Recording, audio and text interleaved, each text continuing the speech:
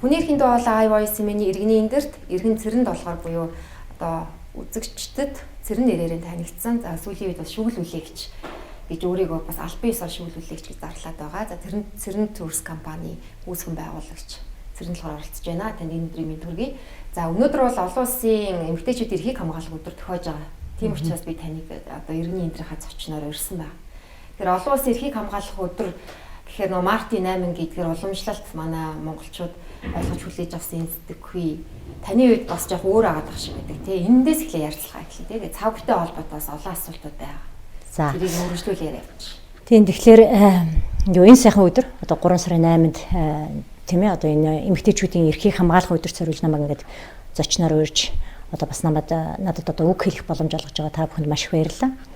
Энэ миний хувьд бол маш утга учиртай өдөр. Эмэгтэйчүүдийн эрхийг хамгаалах өдөр. Өөрөөр хэлбэл бид нар одоо манай улсад бол эмэгтэйчүүдийн Мартин 8 буюу эмэгтэйчүүдийн байраг бол өргөн их өргөн тэмдэглэж штэ тийм ээ. Гэхдээ ер нь бол явж энэ чинь нөгөө тэмдэглэж баярлаад идэж уухаасаа илүү бид нар яг эрхээ хамгаалах тухай ярих хэрэгтэй өдөр байхгүй юу.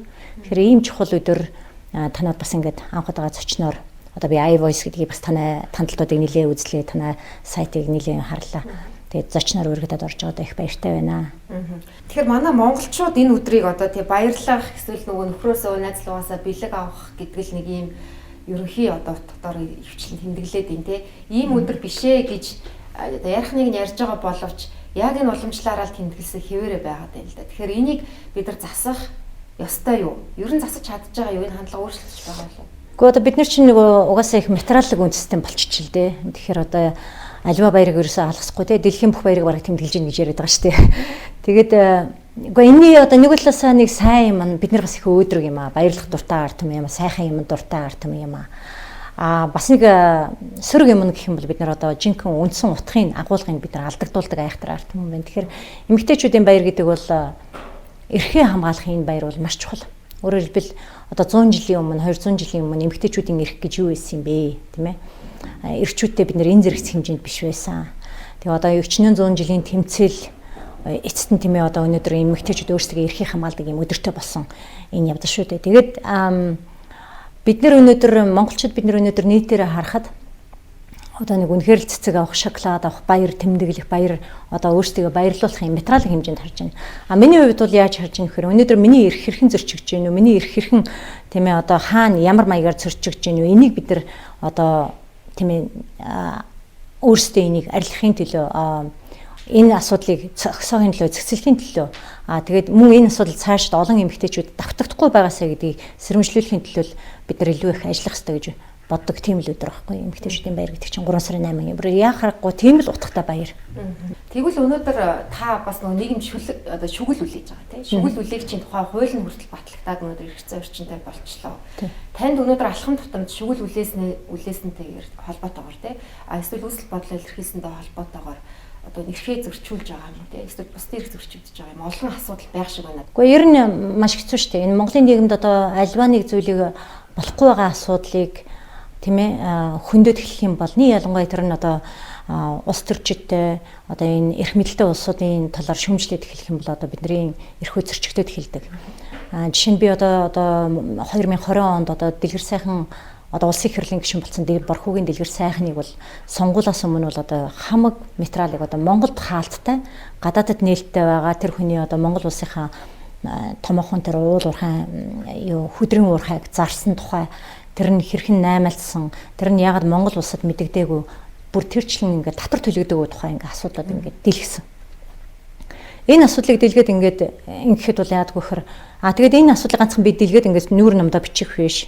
Би энэ тухайн асуудлуудыг одоо хуулийн байгууллагуудад бүгдээр нөгдөг одоо авилгалтай тэмцэх газар, цагдаа, прокурор цаашлах юм бол одоо төрийн 3 өндөрлөг байсан ерөнхийлөгчээд их хурлын даргад ерөнхий сайдад ингээд өгч байгаа. Ингээд өгөөд мөн хэвлэхний дуудаад одоо хэвлэхэнд би та бүхэнд баримт өгье гэж байгаа. Тэгэхээр ерөөсө хэлнэ хин ч ирдэггүй. Хэвлэхнээс бол одоо нэг ч ирж байгаагүй. Төрийн байгууллагууд нь ингээд ерөөс нэг ч хариулт өгдөг. Ерөнхийдөө ингээд чимээгүй байж байгаа дараа нь ямар ажиллагаа явдаг вэ гэхээр эргэн цэрэн долгорыг одоо тагнуул дээр дуудаг ч юм уу, цагдаа дээр дуудаг ч юм уу ингээд хэрэгүүд үүсгдэг. Тэгэд энэ дээр би өөрийгөө одоо дандаа хамгаалах ажлуудыг хийдэг. Өөрөөр хэлбэл би одоо шүгэл үлээч хэд уул нь шүгэл үлээгчийн үүрэг бол энэ нэг юм болохгүй байх шүү гэдгийг л ингээд одоо олон нийтийн төлөө сэрэмжлүүлээд энэний дагуу хуулийн байгууллага шалгах хэрэгтэй байхгүй юу? Тэгвэл манай дээр ямар ажил яаж явдггүй гэхээр тэгэх биш эргээд цэрэн долгор дээр яах гэж шүглүүлсэн юм бэ? Энийг энэ мэдээний хаанаас олсон юм бэ гэх ингээд эргээд над дээр чагнах ажил яваад эхэлдэг. Тэгэхээр энэ чинь айгүй аюултай ажил болж байгаа юм л да. Тэгэхээр хэр олон хүнд одоо ийм иргэний зориг байгаад ах юм бэ мэдэхгүй байна. Одоо энэ дээрс ингээд харахад бол одоо би яхахгүй шүглүүлсэн үлээсэн Монгол улсад яхахгүй хэрэгтэй одоо маш том одоо Луврын Монгол улсыг наймаалсан ажил мөн цаашлах юм бол одоо энэ яхахгүй эрх мэдэлд ингээд хүрч байгаа тэр хүний аюулыг ингээд сэрэмжлүүлсэн. Тэгээд энэ усал хаан дарагдсан төрийн байгууллагууд дээр л дарагддаг. Дэлгэр сайхан улсын хурлын гишүүн дэлгэр сайхантай холбоотой гомдол бол асуудал бол баггүй хугацаанд ингээ явчлаа тий. Тэгэхээр таны гаргасан баримт материал шалгасан байдал болон эргээд танд энэ асуудлыг дэлгэжснээр танд үүссэн асуудал хоёрыг одоо тий ингээ жинлэх юм бол өнөөдөр яг ямар явцтай байна. Гэхдээ ер нь бол яг хуулийн байгууллагуудад мэдээж дэлгэр сайхан гэсэн гомдол гаргасан миний нэр төрт халдлаа гэсэн хамгийн аюултай нь одоо 20 оны 6 сарын 29-нд одоо дүнгиж гишүүн болцоход улсын хурлын танхимаас Эргэн Цэрэнлэгор гэдэг хүн бол одоо ингээд худлаа гүтгэлэг хийж байна. Энэ хүн бол одоо ингээд өмнө ингээд хүмүүсээс ингээд баяр цогцоос ингээд шантаажил мөнгө авч исэн. Энэ төр ингээд амар гүтгэлэг эргэн хүнийхээ эсрэг хийж байгаа байхгүй. Энэ дээрс юу харагдж байна гэхээр төрийн эрх мэдэлтэн хүн тийм ээ улсын их хурлаар ингээд дархан эрэхтэй болсон тэр хүн одоо жирийн эргэн хүнийг ингээд гүтгэж болж штэ. Ингээд одоо намайг гүтгэж байна. Энэ хүн ингээд гүтгэлэг ямар нэгэн хариуцлага хүлээхгүй. Эсрэгээр ингээд Цэрэнлэгор дээр бол янз бүрийн асуудлууд ингээд хуулийн дагуу ингээд залхаан, байцсан, шийтгэх ингээд асуудлууд явна л да. Гэхдээ харьцангуй нөгөө би өөр баримтууд гаргаж ирж байгаа болохоор зэрэг тэр баримтуудаа би бүх хуулийн байгууллагад авчиж өгöd энэ их сурвалжууд нь байна. Энэ 49 хуудас баримт бол одоо ерөөсөө дэлгэр сайхны тухай баримт юм а гэд би өөрийгөө хамгаалж байгаа. Тэгэхээр би ингээд өөрийгөө хамгаалж байгаа юм чи одоо надад бол ямар нэгэн асуудлыг бол эднэр ингээд үүсгэж чадахгүй ингээд одоо тэнцвүүлэл хайж ийн л да. Гэхдээ эцэс эндээс юу харагдаж байна гэхээр эргэн хүний хувьд Цэрэнлэгор гэдэг бол одоо энэс илүү ажил хийж чадахгүй. Би ч одоо тэр нөгөө төрийн байгууллага биш шүү дээ. Би чинь цагдаа биш, тагнуул биш. Би ч одоо улсын дээд тэр нөгөө ерөнхий прокурор тэр жаргал сайхан гэдэг хүн би биш шүү дээ. Энэс илүү би ямар ч юм хийж чадахгүй байхгүй. Хүмүүс ингэдгийг ингээд Цэрэн чи ингээд энийг хийснээр чамд ямар ашигтай юм бэ гэдэг. Надад ашиг байхгүй. Гэхдээ нийгэмд ашигтай. Олон нийтэд тустай. Чи ингээд хийгээд залахгүй байх гэдэг юм. Гэхдээ би тодорхой хэмжээнд залах чинь. Гэхдээ одоо энэ ирээдүйд энэ бидний өвөр хөхөд амьдрах нийгэм чи энэс аюултай байна. Өнөөдөр бид нэр энийг засахын төлөө залахгүйгээр тэмцэхгүй юм бол одоо бид нэр хизээ одоо тэгээд ийм амар асуудлыг ийм богшсон ийм аимшигтай нийгмийг бид нэр өвөр хөхөдтэй үлдээхтэй мэдсэр байгаа дуугаа ингээд явчих юм уу бид нэр. Энд чинь бид нэр зас залруулахгүй бол хин хийх юм бэ гэдэг асуулт байгаа. Процессын үед одоо энэ асуудлыг дэлгэснээс хойш ер нь юу болов те үүнтэй холбоотойгоор одоо өөр шин зүйлүүд бас гарч ирсэн юм байна гэж би одоо таны тавьж байгаа мэдээллүүдээс ойлгосон. Жишээ нь тэр эргэн мөхц бол таныг хурдуулсан асуудал үүнтэй холбоотойгоор цаанаас холбоотой байсан гэдгийг таас тодорхой баримтаар нотолчихсон. Мөхцөлч угаасаа тийм угаасаа нотолсон. Ер нь дэлгэр сайхантай холбоотойгоор ер нь таны дараа нь юу бий болчих вэ те шинээр те. Тэгэхээр дэлгэр сайхан буруугийн дэлгэр сайхан одоо миний эсрэг юу хийж идгийг би сайн мэдэхгүй их л олон юм хийж явах шиг байна. За танил сайн нөхдүүдээр нь одоо өргөцсөн. Магадгүй хамтарч ажилласан ч байх магадлалтай. Анхнаасаа бүр зоригтойгоор. Тэгээд ингээд ямар ч байсан өргөтаад ямар ч байсан тэр одоо өөрийн одоо хамаг муу мухай ажлыг хийдэг одоо мөхцөл гэдэг. Өөрөөсөө тэр бол дорн говийн сайн шандынхаа анддаггүй юм байна. Яг бид нар нийт дундаа мэдгүй Монгол улсын одууд гэж байгаа энэ урлагийнхан бүр амтахгүй хар тамхины зөөврөлдөг. За тэр нөгөө модулүүдийн урагш нугасаа хятадын мафиануудад би энэ үгнийхээ өмнө хариуцлага хүлээн тийм учраас одоо өөрөөсөө айх хэрэггүй ягаад гэвэл хятадын мафиануудад зөөврөлдөг тийм ээ бүр ингээд хэлээр удаа дараалан төрийнхний албан тушаалыг ашиглан гардаг ийм айхтар хар одоо үйлдэлтэй эмгтэл одоо надад хор өгсөн байна л да. Энийг би ингээд хор өгснгийг бол би өөрийнхөө үйлдэл эмнэлэг татсан байдал энэ бүх болсон процессор ингээд болж байгаа. За нэгдүгээр энэ цэрэнг хорлсон байдал нотлогдохгүй маа гэхэд энэ хүн өмнө нь удаа дараа ингэж хүмүүсээ хорлсон юм байгаа байхгүй. Харин энэ хүмүүс нь цагдаагаар яваад хэрэг олж долоогүй. Тэр ч болго Батуулд гэдэг хүн энэ хүмүүст хорлогдож одоо ганц зургийн гахаа гэсэн энэ хоёрын хорлогдоод нас барцсан тухай яриа байна. Гэтэл яадгүйгээр энэ тухай цагдаа нарт хэлээд энэ цагдаа нар наавдгаа. За хан уул дүүргийн прокурор цагдаа гэж айхтар газар байна. Ерөөсөө л эдгээр хамгаалдаг. Тэгэхээр манай Монголын хууль гэдэг чинь бид нар одоо хуулийн өмнө бүгдөө бид нар чи одоо эрх тэгш ширнэ хуулийнхаа өмнө бид нар бүх ч амьдрах хэрэгтэй болсон байхгүй. Гэтэл хууль хүчний байгууллагын гэдэг юм уу одоо жинхэнэ хуулийг хэрэгжүүлэх ёстой тэр хүмүүс нь одоо ингээд ийм бузар мохоо үйлдэлүүдийг хамгаалдаг хаацалдаг эргэтэн дарахтан мөнгөтэй хүмүүстэй ажилладаг болчих юм бол одоо бид нэр юунд итгэж амьдрах юм бэ? Тэгэхээр яхаарахгүй одоо цэрэнг бол хордуулсан үнэн энэ нь бол цагдаагаар тогтоодоогүй. Тэгэхээр одоо ингэж хэлэх байл та. Гэхдээ цэрэнг цагдаагаар шүүхээр яваад ингээд одоо төвтэй дэргүү тогтоогддог шүү дээ. Тэгэхээр зэрэг энэ бол одоо худлаа гэх байх. Шүүхээр тогтоогддог юм чинь гэж. Тэгэхээр шүүхт очтол энэ процесс бол яаж удаж байгаа гэдэг нь өөрөө их гайхамшигтай. За тэгээд мэдээшээр одоо юу амьд хүний гэрч болохоор өгсөн үний дээр бол гэж зарим нь мэдж байгаа нэг нь бүр зориудраа ама хааж ах шиг байна. Тэгээд энэ бол ерөнхийдөө мөнгөцөл тэр содном дөржин мөнгөцөл гэдэг хүн бол ама хортуулсан. Би энэ хаан шилэн тэр хүн надад бас одоо нэг юу хийцэн баа штэ. Бас надад хэрэг үүсгэсэн явж байгаа штэ одоо. Таныг одоо надаас болоод одоо надад бүтгүүлээд одоо тэр хүн амиа хорлохоор хэмжээнд өтсөн гинэ гэдэг ийм юу явж байгаа байхгүй юу? Одоо хэрэг үүсгэсэн явж байгаа байхгүй юу? Би өөрийгөө хорцсныг бүх талаар нь нотлоод ахтал хуулийн байгууллагыг цагдаа тогтолж чадахгүй байх гэхээр л асуудалтай л да. Тэгээд хамгийн энэтэй нь одоо энэ хэрэг ингээл сунжраал удаал яваад байна. Тэгээд 1 сард гарсан хариуг сая 28-нд 21-нд 2 сарын 21-нд би аваад одоо прокурорын хариуг миний хэргийг хэрэгсэхгүй болсон. Тэгээд би 28-нд дав заалтахаар би прокурорт Сүхбаатар дүүргийн прокурорт хандж яхад одоо хэрэгсэхгүй энэ маргалдаж өгч яхад 28-нд өгсөн одоо прокурорт өгсөн миний бичгийн хариу өнөөдөр гарчиж байгаа. Өөрөөр хэлбэл 3 сарын 7-нд 3 сарын 7-нд гарсан байна. Тэгэхээр энэ ингээ бодохоор ерөөсөө над дээр миний юм бол маш хурдтай байдаг. Миний гаргасан миний баргасан баримтууд бол ингээд туснаа хийсэн чулуу шиг ингээ алгуулдаг. Ийм л нийгэмд амьдраад байна. Тэр холбоо хамаарлыг та одоо тэр иргэн содном доржийн мөнх цул гэж тий.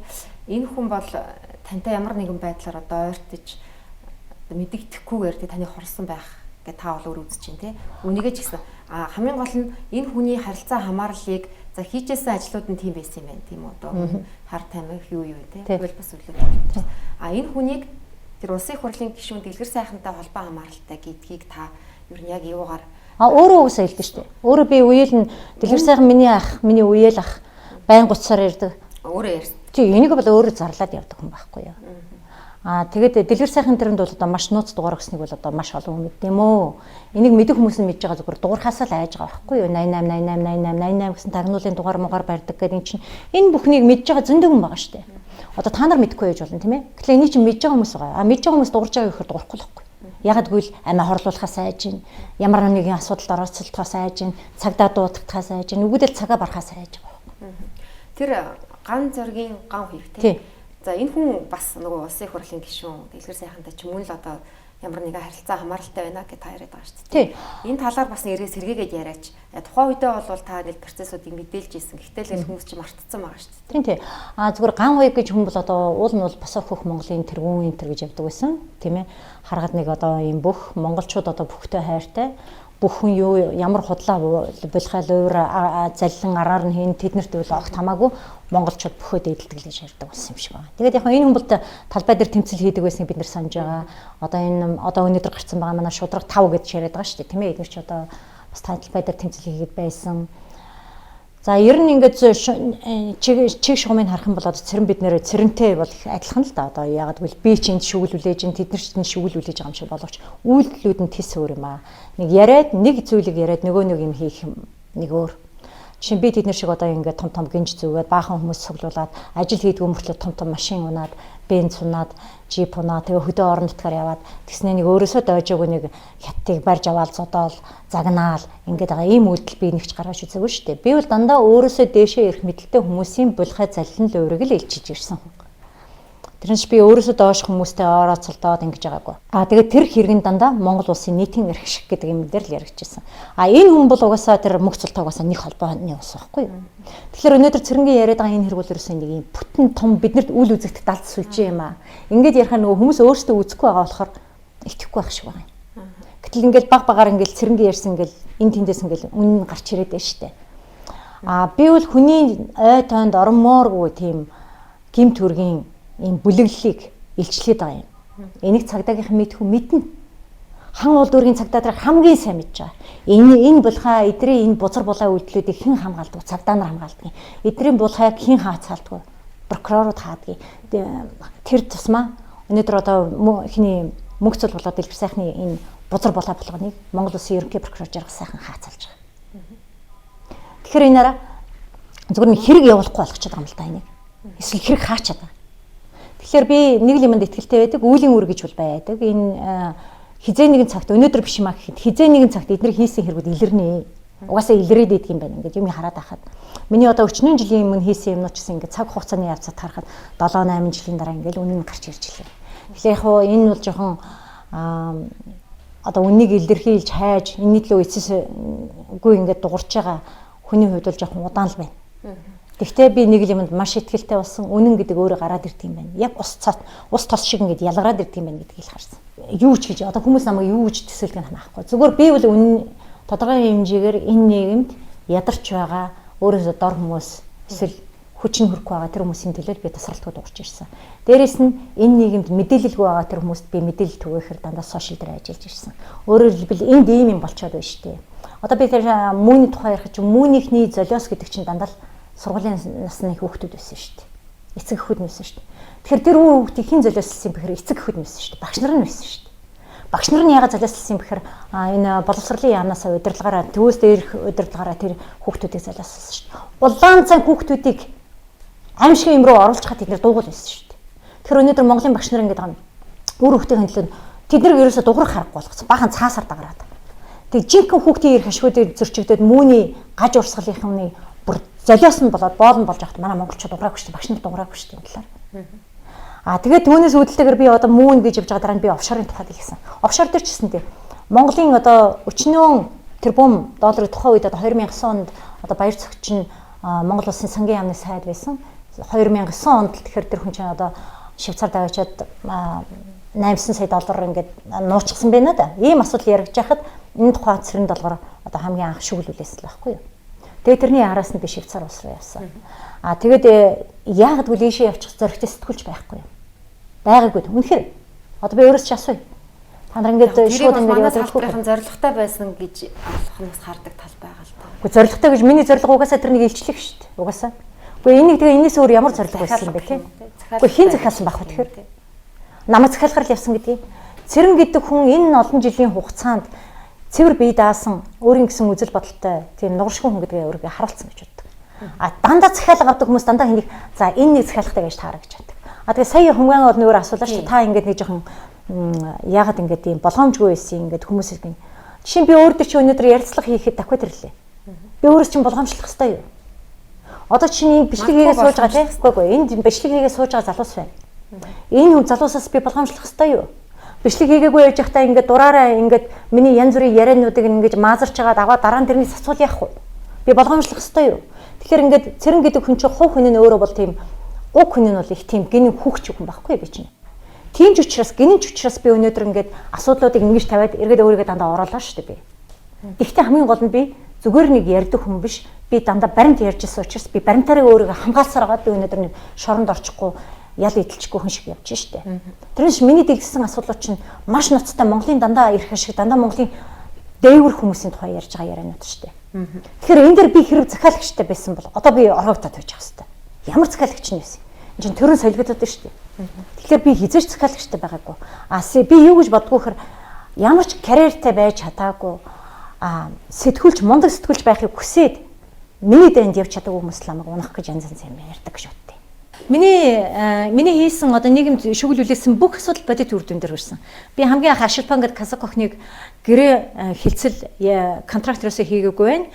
Тэр гэрээ нь энэ Казак аавуудад уулын мухарт сууж байгаа Казак аав ээжтэй ойлгомжгүй байна. Нэг ч төлбөр аваагүй байна. Энэ хүүхдэд эрүүл мэндийн даатгалыг хийх ёстой, урьдчилсан төлбөр өгөх ёстой гэсэн. Тэгэхэд над руу ямар олон хүнд дайрчилсан. Тэр охин гэрээ хийсэн. Тэр ч байтугай нөгөө гэрээ хийсэн нөгөө талынхан бол одоо бүр маш их үүргээ биелүүлж тэрнийг одоо амьд даатгал хийж баруунд амлснараа аваачиж мөнгөний төлбөрүүдийг өгсөн. Тэгтээ Казак охиныханд ямар даалгавар ирсэн? Тухайн үедсэн одоо тэр нэг Монгол улсын соёлын яамны сайд байсан оюун гэрлийн тэр цэрэн долгортой дахиад холбогдож болохгүй гэдэг даалгавар өгсөн байсан. Өөрөөр хэлбэл цэрэн долгорыг хинч биш болгоо ингэвэр. Ямар ч байсан сайдын хийсэн ажил болж харагдана.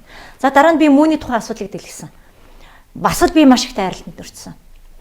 Гэхдээ эцэст нь яасан? Насан баяр гэж мөний одоо загалмайлсан их бол одоо хизээч улс төрд орохооргүй би болгож орхисон.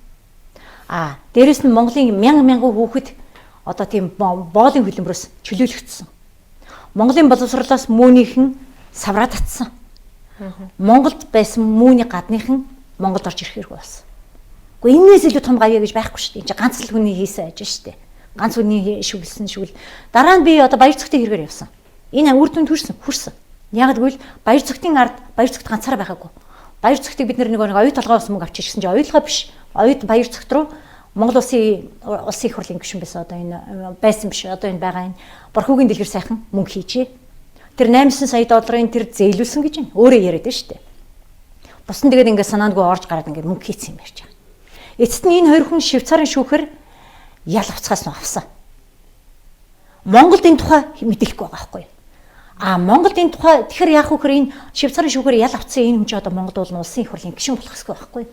Энийг л би болчих гээд байна штэ гэдгийг сануулгаад би 20 оны 6 сарын турш 4-5 6 сарын турш одоо би дэлгэр сайхан гэдэг нэг юм аюултай хүн юм байна шүү гэхэл манайхан гишүүн болгоод гараад ирлээ. Тэгэхээр Цэрэн Толгор гэдэг хүн Монголын одоо хөдрийн уурхай хятадуудад ингээд зарагдаад Монгол улсад орж ирэх хэвээр 450 сая доллар нь орж ирээгүй шүү гэдгийг олон нийтэд мэдүүлсэн. Мэдгүй байсан бол төрийн бүх байгууллагад мэдүүлсэн. Энэ миний гавьяа байхгүй. Энийг цэрэнгээс өөр хин ч хэлээг байхгүй. Тэгэхээр энэ улс татаасаа авах чадах хэсэг нь одоо улсын асуудал болж байгаа. Татварынхны асуудал болж байгаа. Энэ үнийг шийдэх асуудал нь биш тийм прокурорын яллах асуудал нь прокурорын асуудал болж байгаа. Энэ хүний баримтлах асуудал нь авилгалтай тэмцэх газрын асуудал болж байгаа. Аль нь ч ажиллаа хийхгүй байгааз. Тэгэхээр эргэн хүн энэс илүү хийх боломжгүй байхгүй. Та одоо ингээд тэмцээд та бол харьцангуй одоо нөгөө хүчрэхэг гэж хэлэх юм уу те.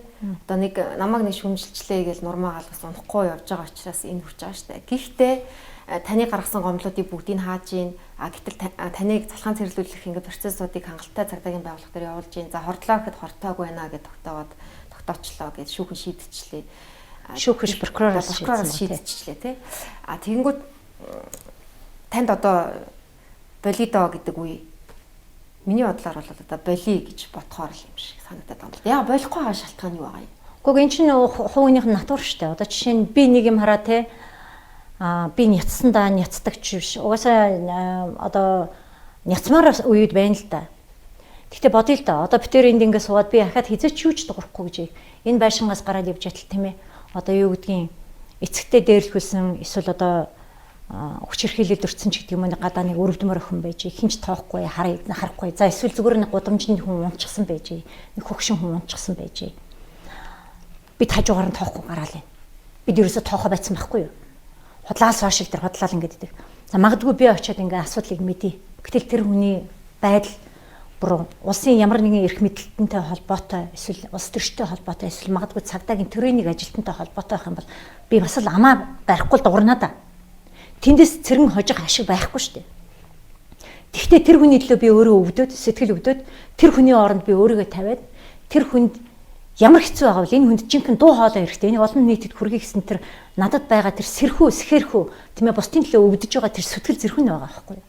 Тийм учраас л би дуугарч байгаа юм. Тэрнээс ч одоо монголчуудын ярьдаг нэг юм хүлээгээд эсвэл надад хонжоотой бол би дуугарна.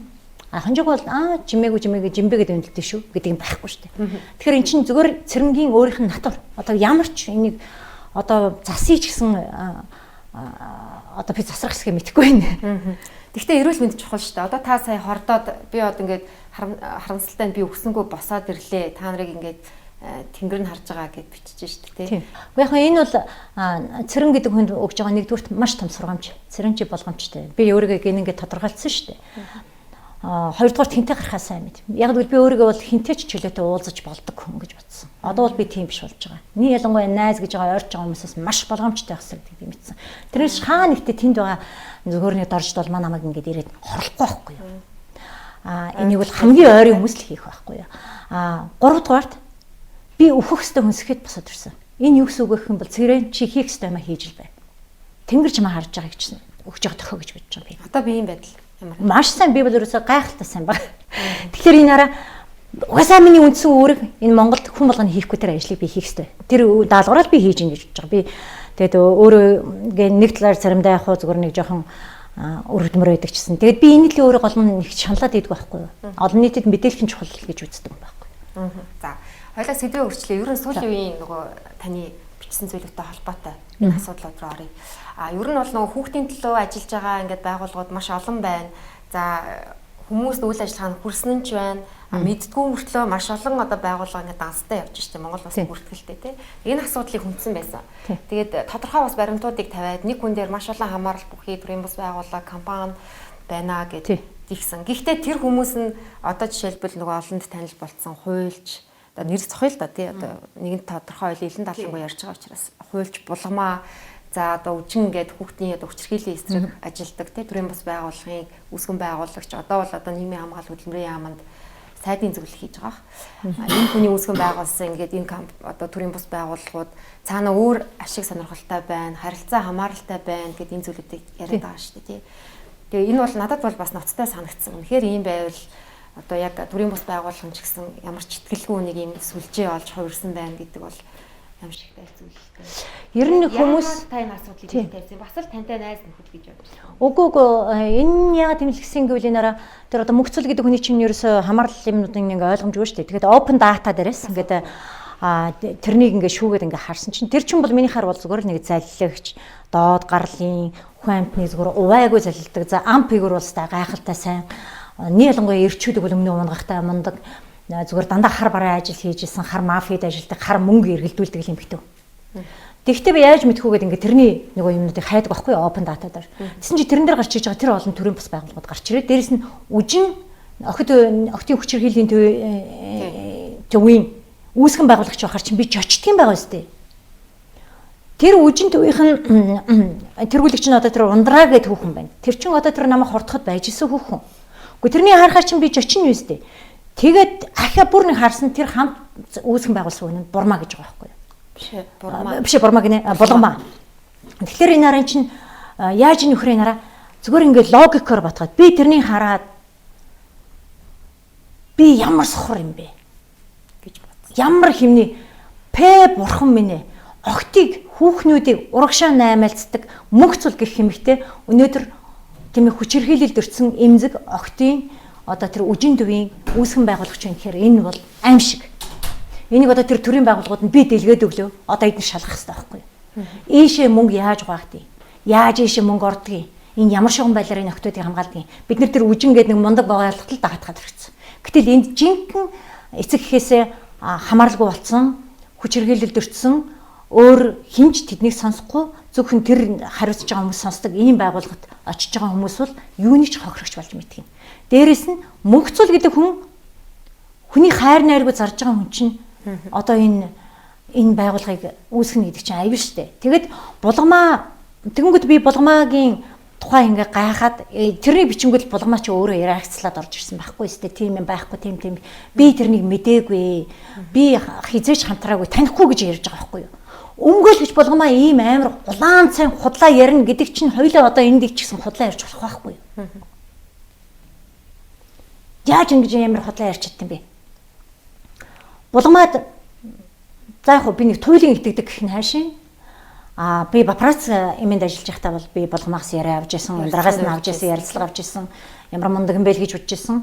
Тухайн үед 13 настай охины хүчирхийллийн асуудал яригдчихсэн. Тэгээ тэргээр бол одоо эдгээр чинь булгамаа бол өмгөөлөгч хүн гэх тэргээр бол маш шоу хийсэн шүү дээ. Тэр ч байтугай одоо энэ тухай намайг ингээд булгамаагийн тухай бичээд ирэнгүүт булгамаа хамгаалсан учраас би яасан гэхээр ахаад open data руу орлоо булгамаа гэж хэм байсан чинь ямар олон хувийн тийм ээ төрийн бус байгууллага хуулийн байгууллагууд гараад ирв. Бид нар юу гэж харддаг вөхөр булгамаа гэдэг хүн ганцаараа ингээд хуулийн нэг фермтэй байж магадгүй тэгэл явдаг гэсэн. Тэгээ тэр нь юу харагдж ин гэхээр тэр олон хамаар бүхий байгууллагуудыг харахад хятадтай ямар их холбоотой. Тэр мөнх цулын нэр чинь дан хятадтай холбоотой шүү дээ. Ингээд ирэхээр цэрэн гэдэг хүн хүний харлалж байгаа юм биш. Тэр гаргаж ирсэн олж ирсэн баримтынхаа дагуу асуудлыг хөндөж гаргаж байгаа. Энийхээ хин шалгах хэрэгтэй. Цэрэн ухаад авах хэрэгтэй юм. Би мөрдөгч биш шүү дээ хоорой. Цэрэн асуудлыг хөндлөө би шүгэл үлээлээ. Хөөе хараач энд чинь асуудал байна гэдгийг хэллээ. Энэний дараа хин явах хэрэгтэй. Одоо тагнуулна сте жинхэнэ тагнах хэрэгтэй.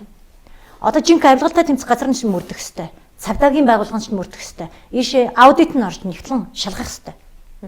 Одоо санхүүгийн аудит ороод энэ байгууллагууд юу болж байна? Өшөө хүүхдийн эрхийг хамгаалах ямар байгууллага гэдгийг мэдэхгүй. Энэ хүүхдүүдийн хувь заяа ямар байдгийг би одоо мэдэхгүй. Ийм л амар асуудалтай.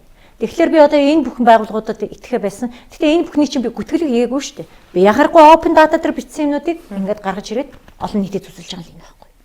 Ингэхээр л би нэг хүний муу утсан болчих гээд байгаа юм. Гүн чи би та нарын нүдийг нээж өгöd байгаа байхгүй. Ажил хийж өгöd шүү дээ. Төрийн ажлыг. Хуульч булгамаагийн зүгээс бол үүний үүсгэсэн байна. Дараа нь танд ямар нэгэн одоо та үүсгэлийн бол ингээд буцаад баримтаар няцаасан байна шүү дээ. Тийм.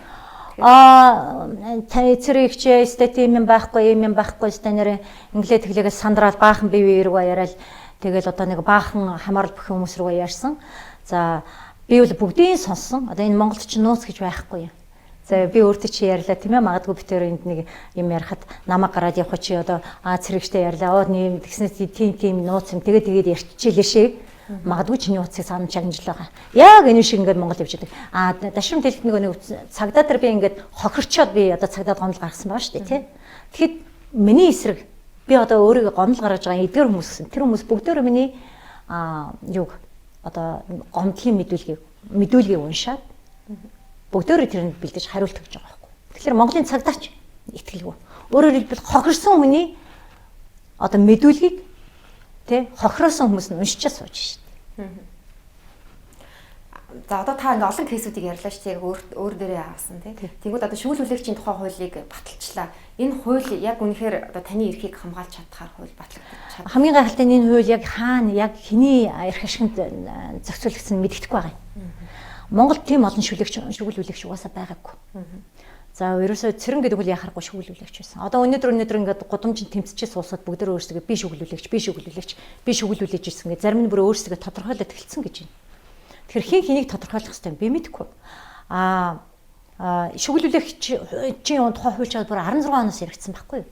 Тэгээ 17 оны 1 сард ерөнхийлөгч болсон байсан Баттулгачин одоо бүр энэгээр яг шоу хийсэн байхгүй юу. Шүүлүүлэгчийн хуулийг баталнаа гэж.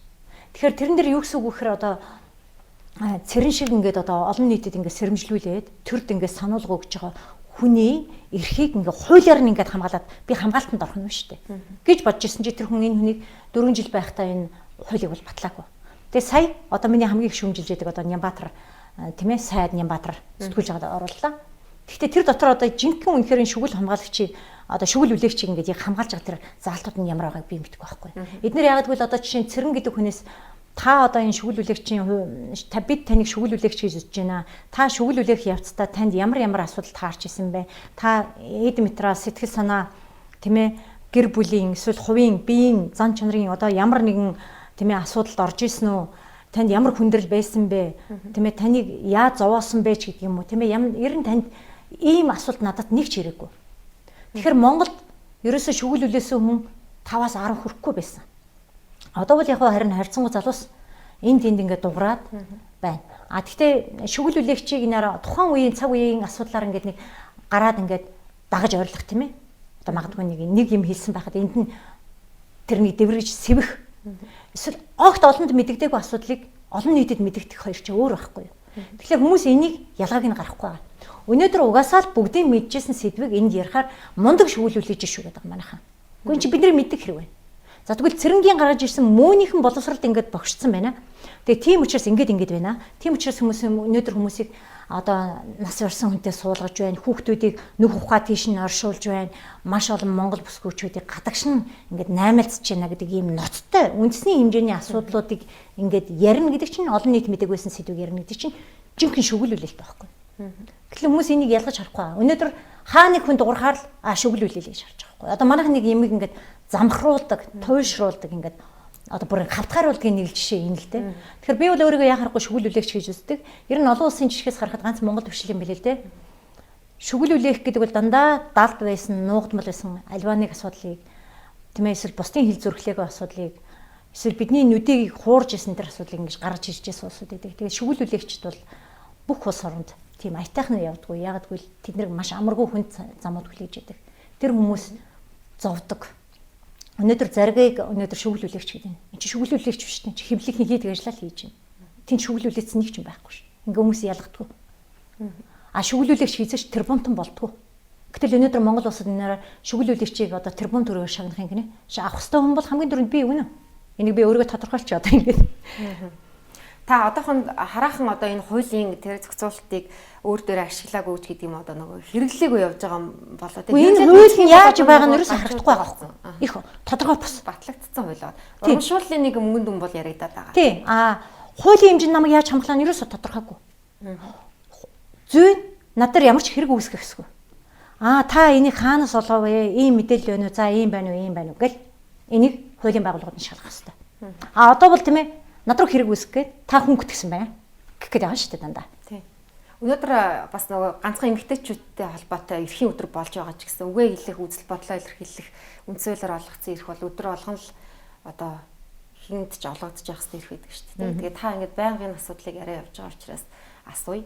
Ер нь танд ингээд үгээ хэлэх эрх чөлөө ер нь хэрэг байна. Хязгаарлагдмал яг юу гэж дүгнэх вэ та хувьдаа?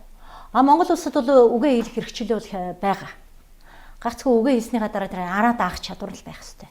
Өөрөөр хэлбэл би энд нэг юм хэлждэг, энд очиод байцаагт дуудагдана. Тэр үед би өөрийгөө яаж хамгаалах юм? Хуулийн өмнө би өөрийгөө яаж хамгаалах юм? Эсвэл би одоо чинь дэлгэр сайхан дээр ярихад бол одоо жишээ нь би хамгаалах тэр олон баримтуудыг гарч ирээгүй гаргаж өгөөгүй би чинь өнөөдөр дэлгэр сайхныг гүтгсэн гэж би одоо шоронд сууж байгаа шүү дээ. Жам амархан шүү дээ хүний шоронд хийх Монголд.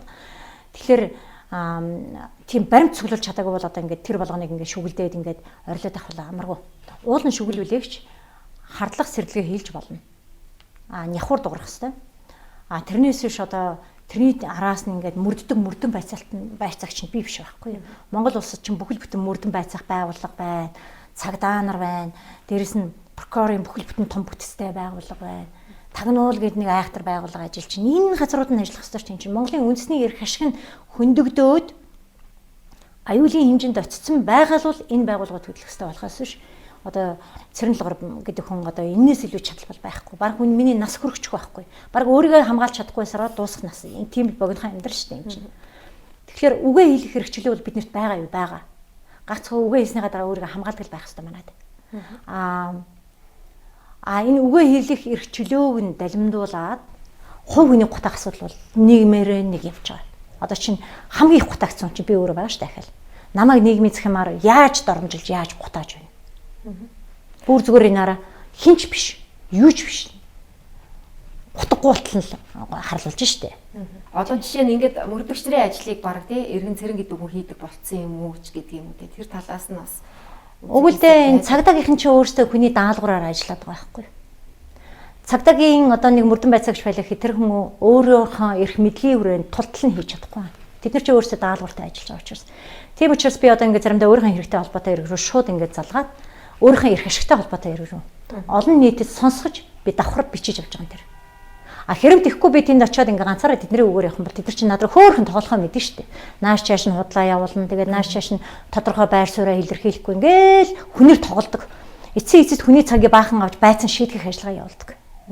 Байцан шийтгэх гэдэг чинь намайг байн дуудаал миний цагийг бараал тэнд нэг би 2 цаг өнгөрөөгөл 3 цаг өнгөрөөгөл өмнө нь ярьсан юм а дахин яриад тэгснэ та тэр баримтаа аваад ирдэг. Гэхдээ би өгсөн шүү дээ. Тийм тэгтээ та ахаад аваад ирдэг. Яаж байгаа янз үзээд байгаа юм. Ийм ажиллагаанууд их явдаг учраас би хуулийн байгууллагын жинхэнэ мөн чанарыг харуулах гэж би тэгж одоо шууд ингээд залгаж байгаа үедээ залгаж байгаа юм тэр байхгүй юу. Яг намайг шүүх аюу амархаа энэ цэрэн ямар аваагүй юм бэ ингэж болохгүй штэ тэгж болохгүй штэ гэж. Тэгвэл цэрэн гэдэг хүн чинь өөрөө зөндөө хохирцсон энэс өөр аргагүй болчихвол ийм юм хийж байгаа юм штэ. Би харьцангуй хуулийн байгууллагад маш хүндэтгэлтэй ханддаг. Хэдийгээр эднэр ингээд даалгавартай хэдийгээр эднэр дээрээс авсан даалгаврын дагуу ингээд хөдөлдөг ч гэсэн хуулийн байгууллагуудад бас шудраг хүмүүс нь байгаа. Тэд нар дарагдаад байж байгаа гэдэгт бол би бас итгэдэг хүн. Энийг бас энэ ташрамд хэлчихье. Магадгүй би нийтэд нь ингээд одоо цагдаа нарыг ч гэдэг юм уу одоо ажилтнуудыг ингээд хэлэхэр бас тэгээ жинхэнэ шудраараа ажиллаж байгаа улсууд бас гомддог байж магадгүй л те. Тэгвэл эднэрт бол их хэмжээний эрх мэдэл байхгүй л байхгүй. Ерөнхий прокурорыг бас их нэлээ одоо энэ асуудалтай цаагаараа ингээ холбоотой байна гэдэг. Угаасаа холбоотой асуудал нь чи юм байна гэдээ яриад байгаа шүү дээ. Угаасаа холбоотой. Ерөнхий прокурорыг хэн тавьдаг вэ гэхээр тухайн үед бол энэ Баттулгын тавьсан ерөнхий прокурор шүү дээ. Баттулгын хүн дэлгэр сайхны хүн. Одоо өнгөрсөн 4 жилийн хугацаанд одоо Баттулгач нь ерөнхийлөгч байхдаа дэлгэр сайхантай маш сайн хоршиж энэ чинь төмөр зам дээр хоршиж одоо хамгийн муу мухаг энэ Баттулга бол халахвчилсан хүн шүү дээ. Одоо бол өнөөдөр хүрэлцэхийн засгийн газар одоо эргээд энэ хүнийг алхалж чинь энэ эцсийн бүхэн юу юм хэр мөнгө л байхгүй. Яг л тэр дэлгэр сайхан гэдэг хүнд уул аваагаа зарсан тэр их мөнгө байна. Тэгэд энэ бүхний муу мухагийн дараад эрх ашигыг хамгаалж байгаа хүн бол өнөөдөр Монгол улсын ерөнхий прокурор Жаргал сайхан. Жаргал сайхан гэж хүмүүс өнөөдөр мөнх цолыг хамгаалж байгаа. Яг гэвэл тэр муу мухай тэр 20 гаруйд нь тэрбумын одоо хохирол учруулсан тийм аимшигтай гэмт хэрэгтэн өнөөдөр яагаад өнөөдөр барьдгүй? Яагаад барьдгүй? Чин амар том ноцтой асуудал шүү дээ. Хэр би өнөөдөр нэг 5 сая төгрөг хүн амтнаас хохирооцсон бол намайг л аль хэзээний 20-од одоо тэгээ сенсацлаад намайг ста нэг хүн амтны залилд нүүрсэн гэсэн амар болгоцсон байж байгаа. Эндээс л ялгаа харах хэрэгтэй. Тэгэхээр бүр ингээд нэг гарцсан гэмт хэрэгтүүд байна л да. Бүр ингээд хэр ургийн юмд 1 тэрбум төгрөгийн тэр одоо хүнээс л өөрт хөлрөөс эднэрт асуудал биш. Тэгээ авсан хэмжээгээр ингээд хуулийн байгууллагын тижээгээд аманд нь мөнгө хийгээд хараманд нь мөнгө хийгээд явдаг. Тэр хүмүүсийн нэг нь бол энэ өнөөдөр мөнгөцөл гам хийнаар. Тэгээ би энийг хэллээ. Тэгээ энэ нийтлээ ахаал намайг цагдаа дуудах байх. Би угаасаа цагдаа дээр очил энийг хэлэл байгаа. Одоо энэ хүний нөлөөлөл жишээ нь танд одоо энэ мөнх цолын гаргасан гомдлыг бол ингээд шалгаад байх, таны гомдлыг бол ингээд хаах ч юм уу энүүгээр илэрч чинь гэж харж байна тийм. Маш олон юмар илэрч байгаа шүү дээ. Жишээ нь 2021 оны 9 сарын 9-нд намайг бол одоо тэр ган хуйг ганц зэргийн ган хуйг гэдээ байгаа бүхний одоо бүх бол намайг одоо үнэхээр хохироосон гэдгийг тогтооцсон байхгүй юу? Одоо эрүүгийн цагдаагийн газар.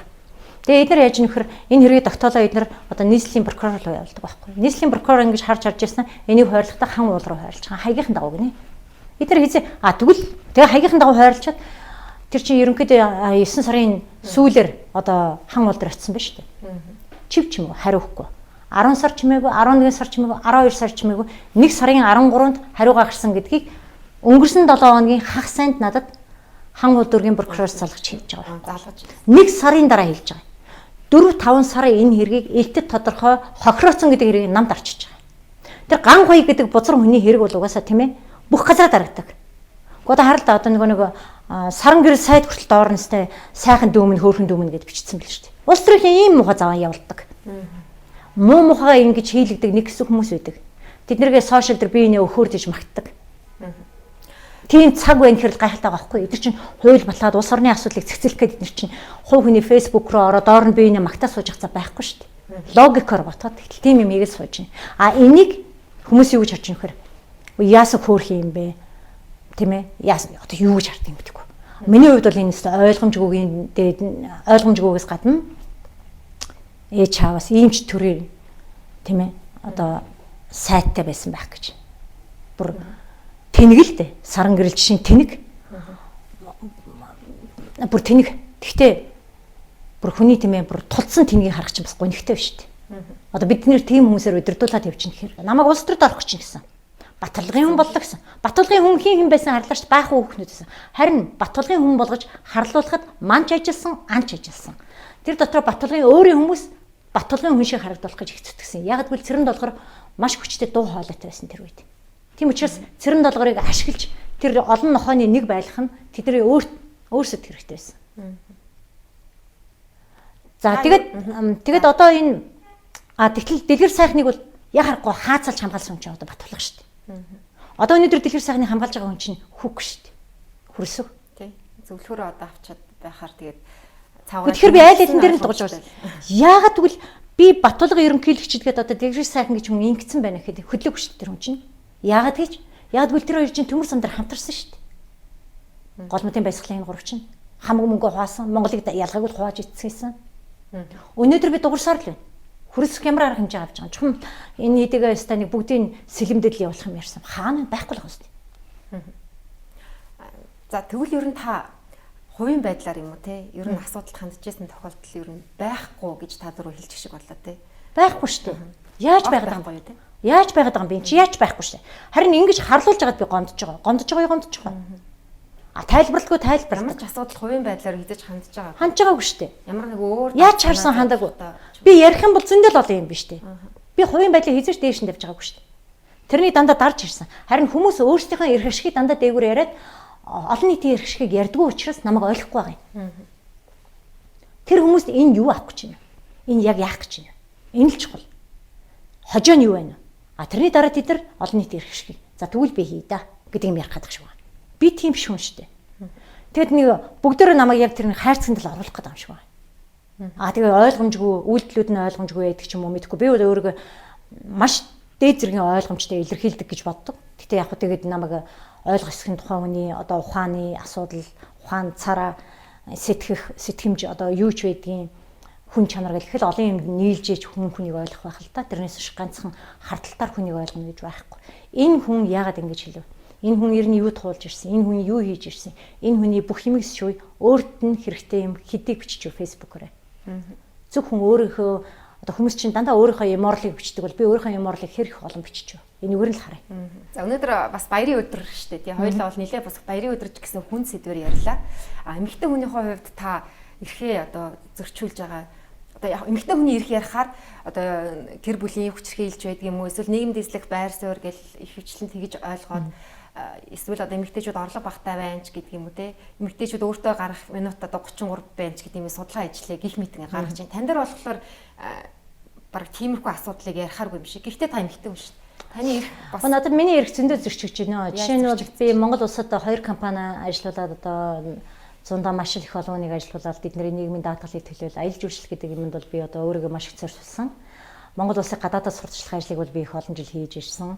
Монгол орноороо бол би одоо аялал жуулчлалын компаниудын захирлуудаас илүү өөрийгөө аялсан гэж үздэг. Их л дүүл гэж ярьж байна л да яг өөрийгөө за надад ер нь гараагүй уул цөөхөн улдсан. Амсаагүй уусан бав цөөхөн улдсан Монгол нутгаар аялаад. Тэгэхээр би их орондоо бол яхахгүй хайртай. Ийм сайхан газар хаанч хаад олдохгүй гэж бодохоор бол ер нь сэтгэл өмөрдөг. Одоо энэ сошиалар ч хүмүүс амралцсан шүү дээ. Чи тэр гадаад нөхрөөд байгаа зайлаач хэлэх юм. Энд чинь өнөөдөр хүний эрхийн хамгийн наацхан эрх нь хаана амьдрахаа өөрөө сонгох хэрэгтэй байхгүй. Тэгэхээр би өнөөдөр Монгол улстай амьдрий гэдэг ингээд сонгох хэрэгтэй хийцэн байхад над руу ингээд дайраад идэг. За тэгээд сүүлийн 2 жил ковид боллоо. Миний амьдрал бас гоньмаар тийм ээ одоо зовлон жаргалууд их хийлжлээ. Тэгээд өнөөдөр бол би 52 настай байхгүй. Тэгэхээр би 50 наснда бол Монгол улсын хуулиар 4 хүүхэдтэй бол би тэтгэврт гарах хэрэгтэй байна.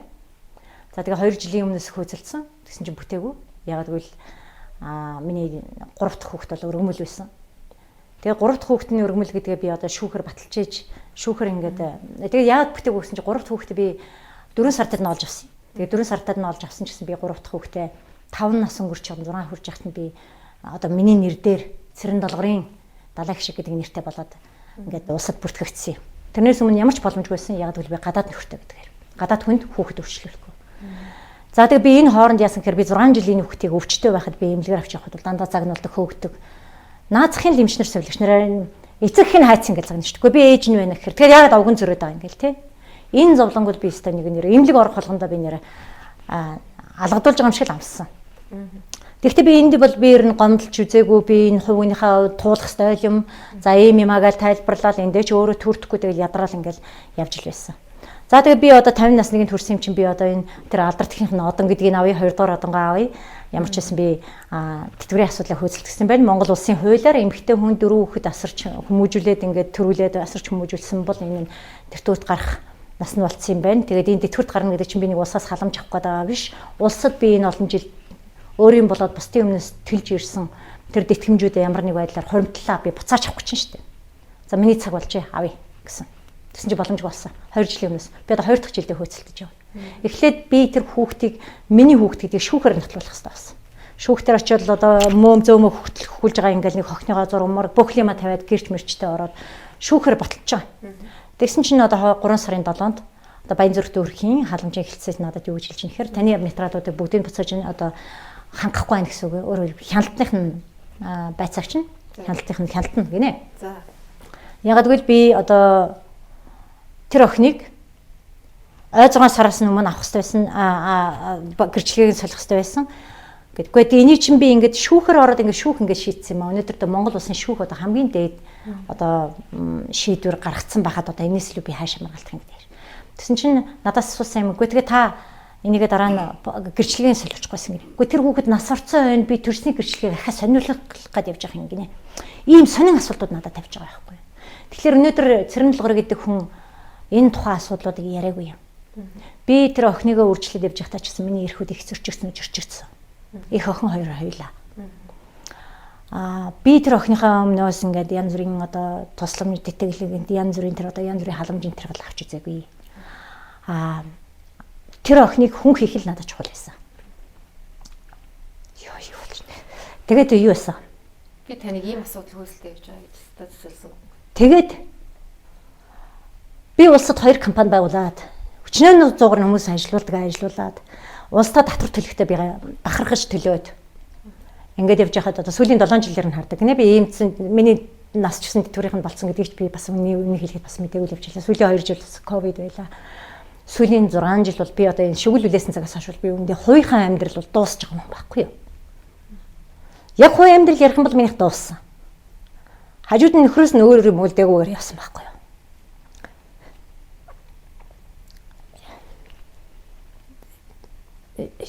Тэгэд юу? Тэгээ би нэг бүх процессыг бол бүх процессыг бол би нэр дээд шүүхэд бол би яг биш шүүхээр ингээд нотлогдсон юмыг би өнөөдөр ингээд охиныхоо асуудал ингээд яриад явхад тэр охиныг бид өнөөдөр үржилж авсан ч гэсэн хэдийгээр ихтэй аягдаад олсон ч гэсэн бид нар бол тэр охиныг бол өргөж авсан гэж ярих дурггүй. Томоолтол. Бидний 9 нас хүртэл тий.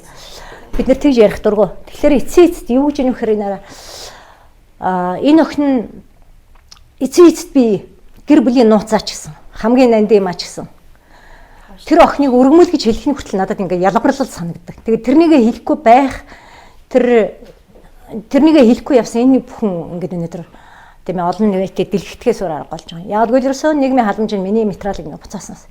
Гэтэл би тэнд хуулийнхаа дагуу төрсний гэрчлэгээ, үржилсэн шинжилгээ, нас орсон эцэст нь тэгээд нэг юу эцэст нь ахаад шүүхийн шийдвэр, эцэст нь нэмэлт тайлбар. Энээс л өгөхөөс би ялгаа яах юм бэ?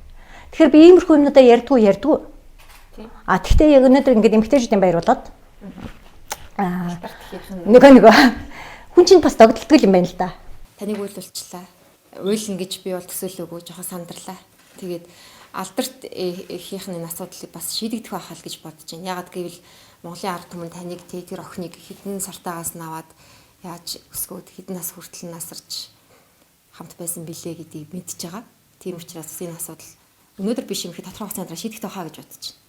За хоёулаа ярилцлага ерөнхийдөө ингээ өндөрлж байна. Гэхдээ төгсөлт нэг асуулт асууч яагаад гэвэл ингээ сая яагаад ч юм та хоёухаа асуудлыг төдийлөн ярьдаггүй ч гэсэн ингээ цохуулгаа ярьчлаа. Тэгэхээр асууя. Таны том хүүд бол бас том гар цохрол тохиолдсон байгаа. Тэгээд мэдээж нэг өмнөх процессуудыг бол би асуухгүй.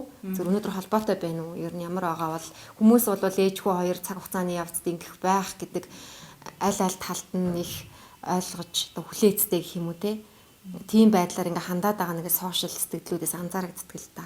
Тэгээ миний хувьд ч гэсэн бас аль болох те уулзаасаа магадгүй одоо өөрт нь юм хүнд зүйл тохиолдсны дараа ч гэсэн таныг ойлгоод те энэний дараа өөрчлөгдсөн байж магадгүй гэж бодсон. Би бас хүүтэй чинь ярилцж ирсэн юм байна. Яг юм асуу. Юу би хүүтэйгээ холбоотой биш байгаа. Тэгээд цаг нь ирэхээр бол холбогдох байх л да. Тэгээд миний хүүтэйгээ уулзах бол цаг хугацааны л асуудал болно. Тэр хүний өнөөдөр нэг хэсэг бүлэг хүмүүс өөрсдийн хараат байдалд ойлгож байгааг би мэдж байгаа шүү дээ. Энд чи цаана бүлэг юм байгаа гэж би маш олгоод хэлж байгаа юм хүмүүс ойлгохгүй л байгаа юм. За энэ хүрээд өндөрлөе.